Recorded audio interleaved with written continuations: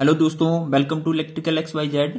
दोस्तों, आज की वीडियो का हमारा टॉपिक है difference between AC and DC. AC और डीसी में क्या अंतर होता है, आज की इस वीडियो में हम इसी चीज को देखेंगे। ठीक है, तो स्टार्ट करते हैं वीडियो को। सबसे पहले हम देखते हैं एसी। ठीक है, एसी का जो फुल फॉर्म रहता है वो रहता है अल्टरनेटिंग करंट। ठीक है, जो हमारा एसी है उसका फुल फॉर्म रहता है अल्टरनेटिंग करंट। और दूसरी तरफ अगर हम डीसी का फुल फॉर्म देखें तो डीसी का फुल फॉर्म रहता है डायरेक्ट करंट। ठीक है, एसी का फुल फॉर्म रहेगा अल्टरनेटिंग करंट और डीसी का फुल फॉर्म रहेगा डायरेक्ट करंट। ठीक है, अब इनकी जो वेव फॉर्म है उसको देखते हैं पहले। ठीक है, जो हमारा एसी है उसका वेव फॉर्म कुछ इस तरीके से बनता है, मतलब वो अल्टरनेटिंग करंट है तो वो क्या करता है, हर टाइम पे अल्टरनेट करता रहता है। ठीक है, ये हमारा एसी है। ठीक है, ये हमारा टाइम आ गया और ये हमारा जो है वो करंट आ गया। तो अल्टरनेटिंग करंट क्या है, एक्चुअली जो एसी है वो क्या है, वो टाइम के साथ वेरी कर रहा है।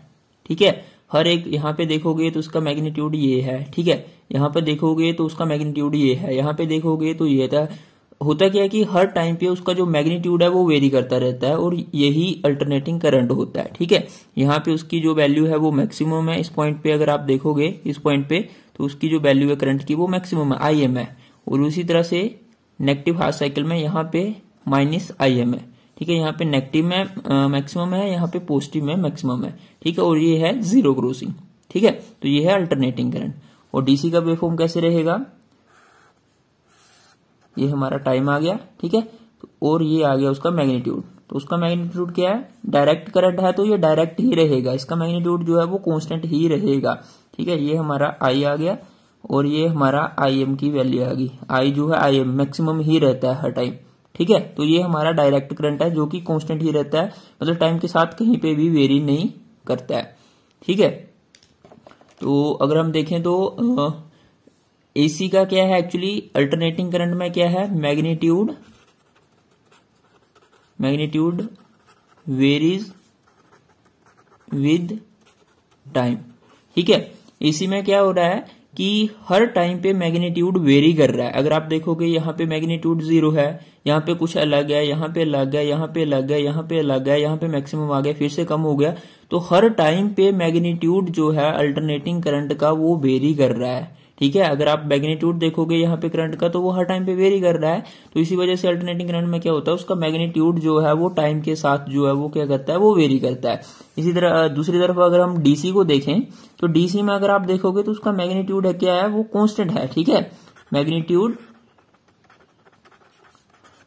एक तरीके से हम बोल सकते हैं magnitude does not very with time. Magnitude जो है वो टाइम के साथ वेरी नहीं करता है, वो क्या रहता है, वो कांस्टेंट रहता है। ठीक है, मैग्नीट्यूड जो है वो कांस्टेंट रहता है। तो डीसी के केस में क्या होता है, हमारा जो मैग्नीट्यूड है वो कांस्टेंट ही रहता है। अगर ये 2 एम्पेयर है तो 2 एम्पेयर ही रहेगा, अगर 5 एम्पेयर है तो 5 एम्पेयर ही रहेगा। और अल्टरनेटिंग के केस में क्या था, मैग्नीट्यूड वेरी कर रहा था, जहां पे 0 एम्पेयर था, फिर 1, फिर 2, फिर 3, फिर 4, फिर 5 मैक्सिमम गया, फिर देन अगेन 4, 3, 2, 1 एम्पेयर, ऐसे करके डाउन, फिर 0, फिर -1, -2। तो मैग्नीट्यूड हर टाइम पे वेरी कर रहा है, आपको कहीं पे भी कांस्टेंट मैग्नीट्यूड देखने को नहीं मिलेगा अल्टरनेटिंग करंट में। ठीक है, नेक्स्ट जो हमारा आता है कि जो हमारा अल्टरनेटिंग करंट होता है उसका जो एक तरीके से वो अपनी करंट की डायरेक्शन, उसकी जो करंट की डायरेक्शन है, एसी करंट की डायरेक्शन वो चेंज करती है रेगुलरली। ठीक है, जैसे कि मान लो ये मेरा एक सर्किट है। ठीक है, ये लैंप है। ठीक है, और इसको मैं चला रहा हूं एक एसी सोर्स से। ठीक है, ये मेरा एक एसी सोर्स है, V वोल्टेज मैंने यहाँ पे अप्लाई करी है। तो होगा क्या कि हर एक सेकंड में करंट यहाँ को भी जा रहा है और दूसरे सेकंड में यहाँ को आ रहा है, मतलब उसकी डायरेक्शन पीरियोडिकली, ऐसा नहीं है कि एक ही डायरेक्शन में करंट फ्लो कर रहा है, अगर यहाँ को फ्लो कर रहा है तो यहाँ को ही कर रहा है, ऐसा नहीं होता। उसकी डायरेक्शन जो है वो पीरियोडिकली चेंज होती है। अगर अभी इसका करंट यहाँ को जा रहा है तो जस्ट 1 सेकंड से भी कम टाइम में वो वापस यहाँ को आ रहा होगा।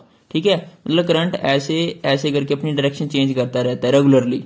ठीक है, और अगर हम दूसरी तरफ देखें डीसी में, तो डीसी में क्या होता है, डीसी में जो करंट है वो कांस्टेंट रहता है। ठीक है, सेम सर्किट है, अगर हम इसको एक डीसी सप्लाई से चलाएं, पॉजिटिव नेगेटिव। ठीक है, ये V आ गया। ठीक है, पॉजिटिव नेगेटिव यहाँ पे मैंने वोल्टेज अप्लाई कर दी तो उसमें करंट की डायरेक्शन एक ही रहेगी, positive to negative current flow करेगा, एक ही डायरेक्शन में करंट फ्लो करेगा, इसमें डायरेक्शन जो है वो चेंज नहीं होगी।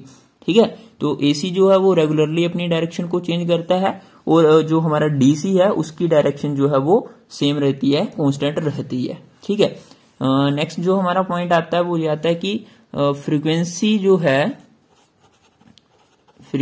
है एसी में 50 हर्ट्ज या फिर 60 हर्ट्ज होती है। ठीक है, ये कंट्री पे डिपेंड करता है। इंडिया में 50 हर्ट्ज फ्रीक्वेंसी होती है। ठीक है, मतलब एसी के केस में फ्रीक्वेंसी रहती है, बट डीसी के केस में फ्रीक्वेंसी जो है वो 0 रहती है। ठीक है, डीसी में कोई भी फ्रीक्वेंसी नहीं होती है, एसी में फ्रीक्वेंसी होती है 50 हर्ट्ज, 60 हर्ट्ज कुछ भी हो सकती है, बट डीसी में फ्रीक्वेंसी 0। ठीक है, अब फ्रीक्वेंसी होती क्या है एक्चुअली? फ्रीक्वेंसी होती है कि जैसे कि ये मान लो मेरी एक साइकिल है। ठीक है, आपको पता है ये मेरा एसी है। ठीक है, अब ये मेरा एसी है। ठीक है, तो यहाँ पे फ्रीक्वेंसी क्या है एक्चुअली? ये जो आप साइकिल देख रहे हो, ठीक है, ये साइकिल देख रहे हो आप, यहीं से हमारी फ्रीक्वेंसी बनती है। एक्चुअली हम बोलते हैं frequency is equal to 50 hertz. ठीक है, इंडिया में जो है 50 हर्ट्ज है। तो उसका क्या मतलब है? उसका मतलब ये है कि इस तरह की ये एक साइकिल है। ठीक है, पॉजिटिव हाफ, ये नेगेटिव हाफ, इसको बोलते हैं हम कंप्लीट साइकिल। एक्चुअली होता है क्या कि एक सेकंड के अंदर इस तरह की 50 साइकिल्स आती हैं, इसी को हम 50 हर्ट्ज फ्रीक्वेंसी बोलते हैं।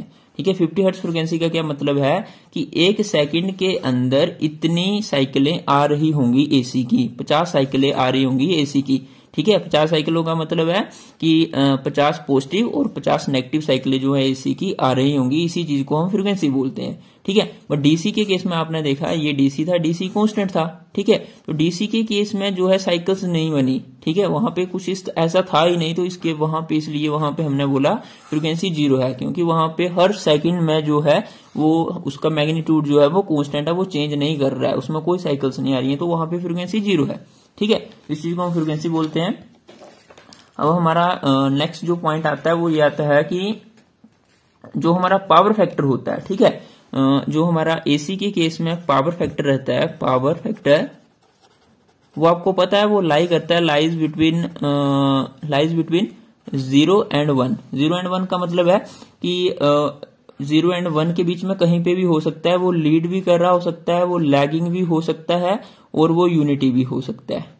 ठीक है, एसी के केस में आपको पावर फैक्टर लीडिंग भी मिल सकता है, लैगिंग भी मिल सकता है, यूनिटी भी मिल सकता है। मैक्सिमम जो हमारा एसी के केस में जो हमारे घरों का पावर फैक्टर होता है वो होता है लैगिंग इन नेचर मोस्टली।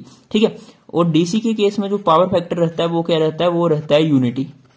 ठीक है, डीसी के केस में जो पावर फैक्टर रहेगा वो यूनिटी रहेगा, वहां पे कोई भी लीड लैग नहीं होगा। क्यों?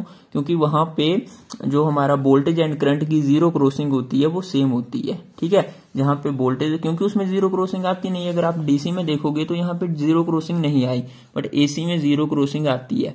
और वोल्टेज और करंट की 0 क्रॉसिंग में अगर डिफरेंस आ जाए तो उसी चीज को हम पावर फैक्टर बोलते हैं। जैसे कि मान लो ये मेरा वोल्टेज का वेवफॉर्म आ जाता है।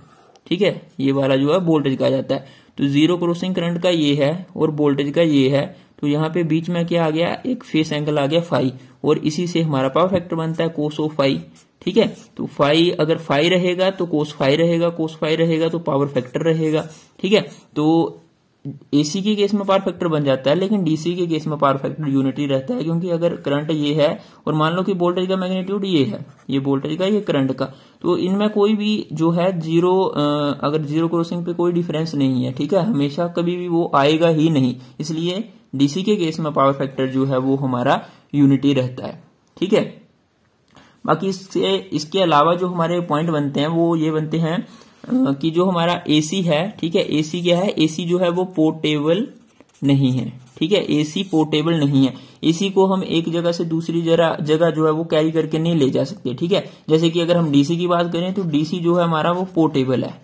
ठीक है, डीसी हमारा पोर्टेबल है। डीसी को हम बैटरीज में स्टोर करके एक जगह से दूसरी जगह ले जा सकते हैं। ठीक है, बैटरी में स्टोर कर लो, एक जगह से दूसरी जगह ले जाओ। जैसे कि हमारी बाइक्स में बैटरी डली हुई है, तो बैटरी में क्या है? वो इलेक्ट्रिसिटी एक जगह से दूसरी जगह ट्रेवल कर रही है, रात को हमें जरूरत है हेडलाइट की तो हम उसको ऑन कर लेते हैं, बट हम एसी को कभी भी अपने साथ लेके नहीं चल सकते। ठीक है, एसी पोर्टेबल नहीं है, लेकिन डीसी जो है वो हमारी पोर्टेबल है। और एक और इम्पोर्टेंट बात जो ये है कि जो एसी वोल्टेज हमारी होती है, ठीक है, इसे हम स्टेप अप या स्टेप डाउन कर सकते हैं। ठीक है, स्टेप अप या स्टेप डाउन कर सकते हैं हम यूजिंग ट्रांसफार्मर। ठीक है, ट्रांसफार्मर से हम एसी को स्टेप अप या स्टेप डाउन कर सकते हैं इजीली। ठीक है, बट अगर मैं डीसी की बात करूं तो डीसी को चेंज करना इम्पॉसिबल के बराबर है। ठीक है, डीसी को हम ना ही स्टेप अप स्टेप डाउन कर सकते हैं ट्रांसफार्मर से, तो इसे जो स्टेप अप या स्टेप डाउन हमें एक बहुत ही मतलब टफ सिस्टम से करना पड़ता है, जैसे रेक्टिफायर, इन्वर्टर वगैरह सिस्टम लगा के, तब जाके जो है डीसी को हम उसका जो मैग्नीट्यूड है कम ज्यादा कर सकते हैं। ठीक है, तो ये इसको चेंज करना इजी नहीं है, डीसी की जो वोल्टेज है उसको चेंज करना इजी नहीं है, बट एसी की वोल्टेज को हम स्टेप अप या स्टेप डाउन इजीली कर सकते हैं बाय यूजिंग जो है ट्रांसफार्मर। ठीक है, तो दोस्तों यही था आज की इस वीडियो में। ठीक है, अल्टरनेटिंग करंट और डायरेक्ट करंट के बीच में जो डिफरेंस है, जो मेन डिफरेंस थे, मैंने वो आपको बता दी है, अच्छे से समझाने की कोशिश करी है। तो अगर आपको वीडियो अच्छा लगा होगा तो वीडियो को लाइक करना, चैनल को सब्सक्राइब कर लेना, और मिलते हैं अगले वीडियो में। तब तक के लिए जय हिंद।